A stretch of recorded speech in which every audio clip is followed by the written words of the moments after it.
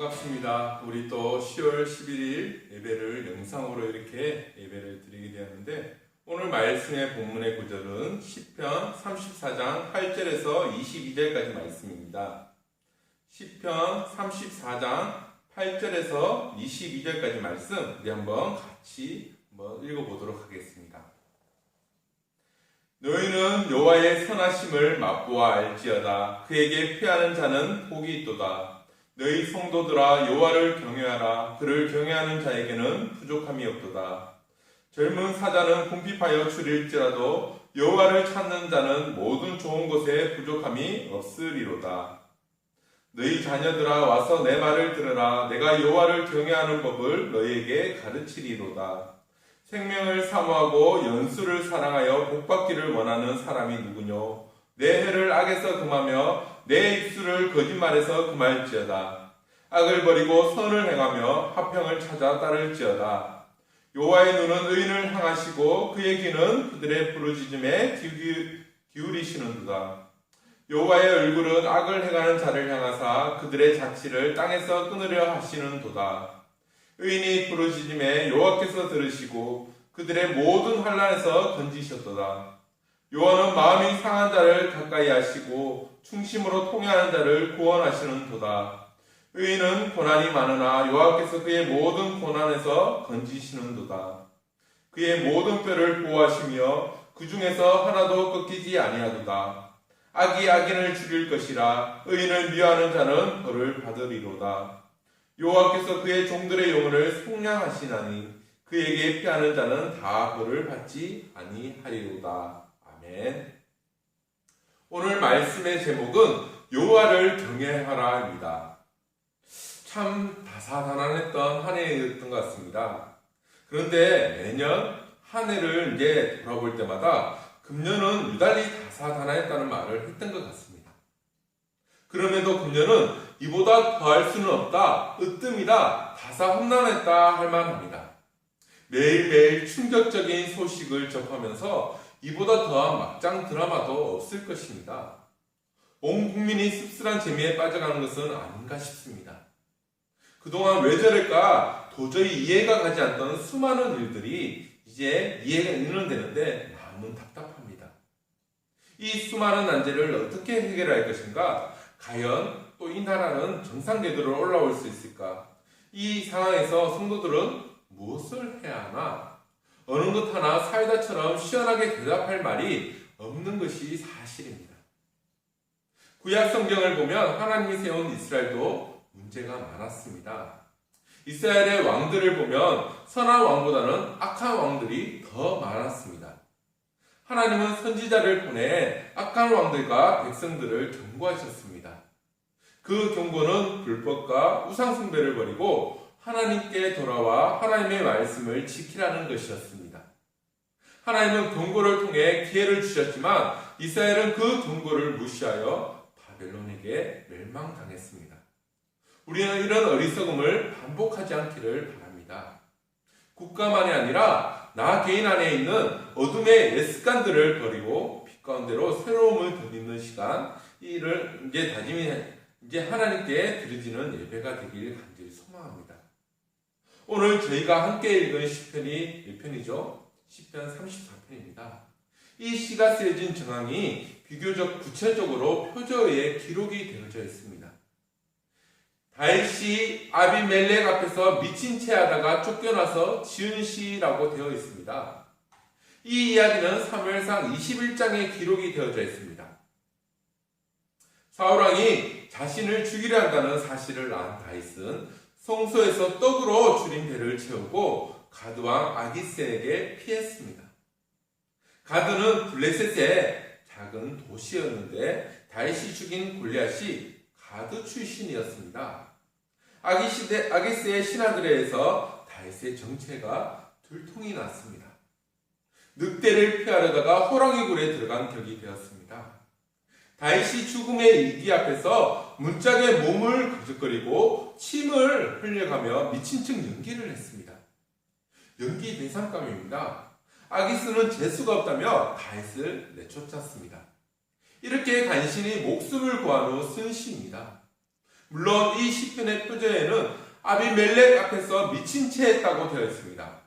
이는 당시 블레셋의 왕을 통칭하는 말이 아비멜렉이었기에 이 사건으로 보는 것에 전혀 문제가 없습니다.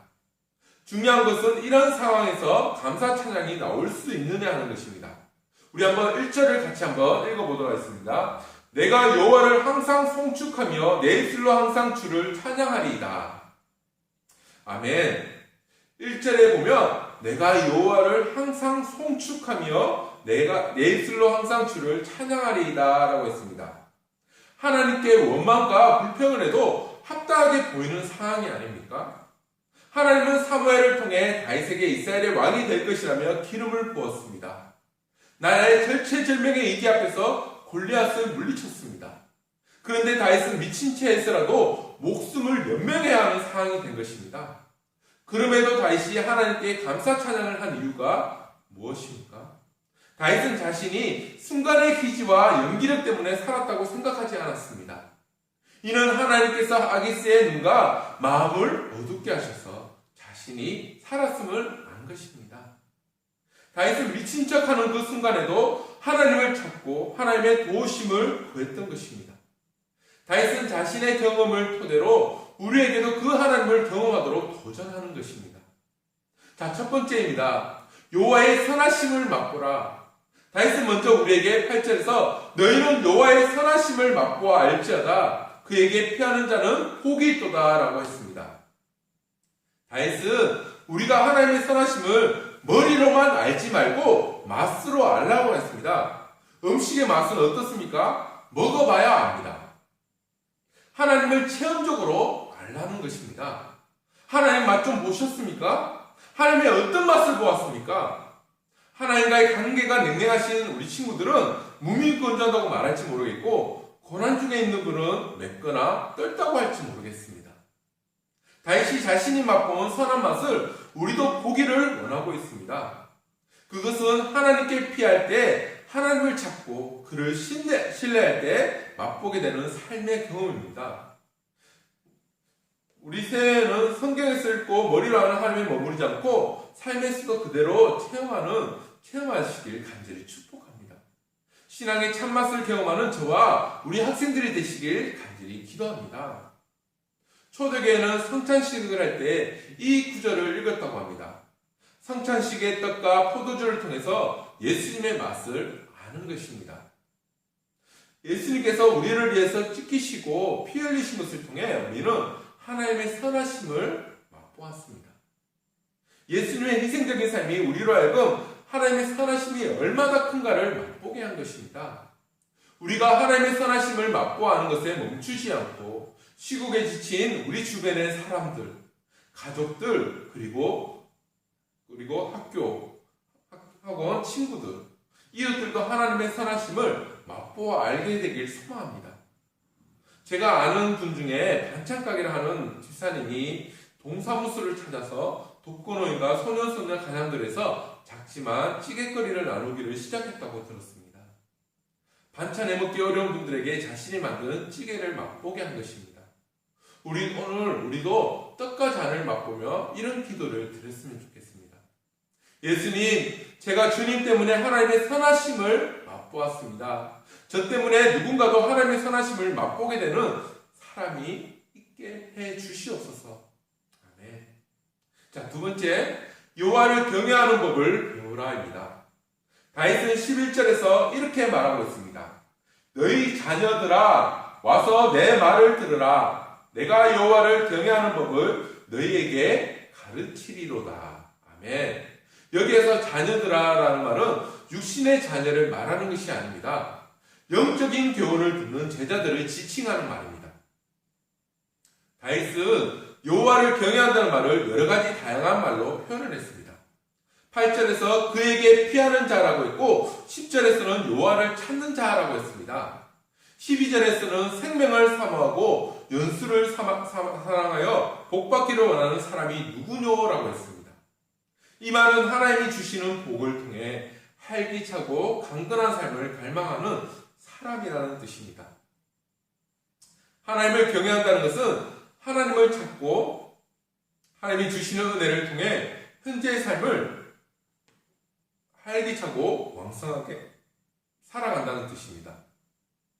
이런 삶을 살게 되는 비결에 대하여 다윗은 우리에게 무엇을 가르치고 있습니까? 13절 14절 말씀 우리 한번 같이 읽어보도록 하겠습니다. 내 혀를 악에서 금하며 내 입술을 거짓말에서 금할지어다. 악을 버리고 선을 행하며 화평을 찾아 따를지어다. 아멘. 첫 번째는 악한 해와 거짓된 입술을 금하라. 즉 우리의 언어 생활에 대한 것입니다. 요즘 국정조사를 보면서 거짓말이 난무한 것을 자주 접합니다. 자신에게 불이익이 된다 싶으면 주저없이 거짓말을 합니다. 그런데 우리의 언어 습관에도 교묘한 거짓과 악이 숨어져 있습니다. 우리는 말하는 중에 교만한 말, 남을 무시하는 말을 하거나 내 의도대로 남의 말을 살짝 바꾸기도 합니다. 그러는 이유는 나의 중심에 하나님이 아닌 내가 있기 때문입니다. 자신을 드러나거나 나를 옹호하는 말을 하는 것은 하나님을 경외하는 삶이 아닙니다. 사탄은 결코 우리에게 사탄을 숭배하라고 하지 않습니다. 자기 자신을 숭배하도록 자기 중심이 되도록 미혹하는 것입니다. 여호와를 경외하는 법의 두 번째는 우리의 행위에 대한 것입니다. 악을 버리고 선을 행하며 화평을 찾아 따를지어다 라고 했습니다. 네 가지 동사를 써서 표현을 했습니다. 버리다, 행하다, 찾다, 따르다. 이것들은 크게 두 가지를 추구하고 있는 모습입니다. 하나는 악을 버리고 선을 행하는 것, 하나는 화평을 찾아 따르는 것입니다.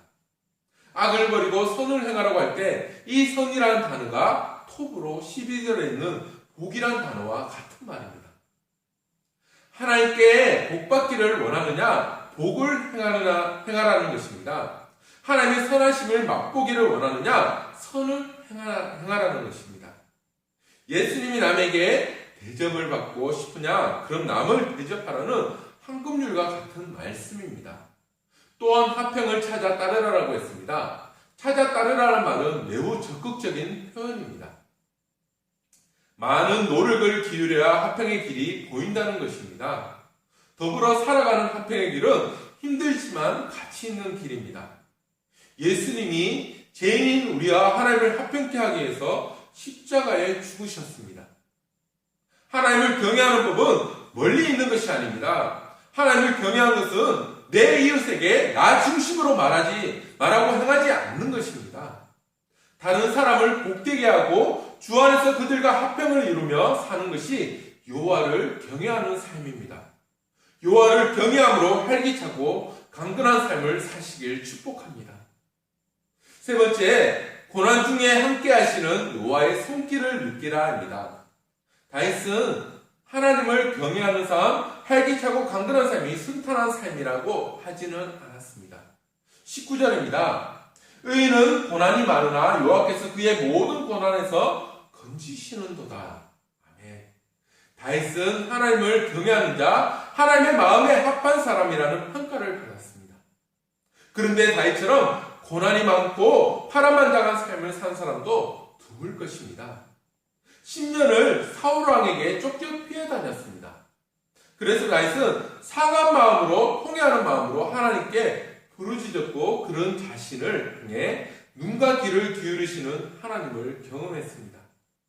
자신을 고난으로부터 보호하신 하나님의 손길을 20절에서 이렇게 표현했습니다. 그의 모든 뼈를 보호하시며 그 중에서 하나도 꺾이지 아니하도다. 아멘. 이 말은 뼈가 골절된 사람은 하나님이 보호하지 않는다는 말이 아닙니다. 그만큼 하나님이 강한 손으로 보호하신다는 뜻입니다. 그런데 이 말씀이 언제 사용되었습니까? 요한복음 19장 32절과 33절과 36절입니다.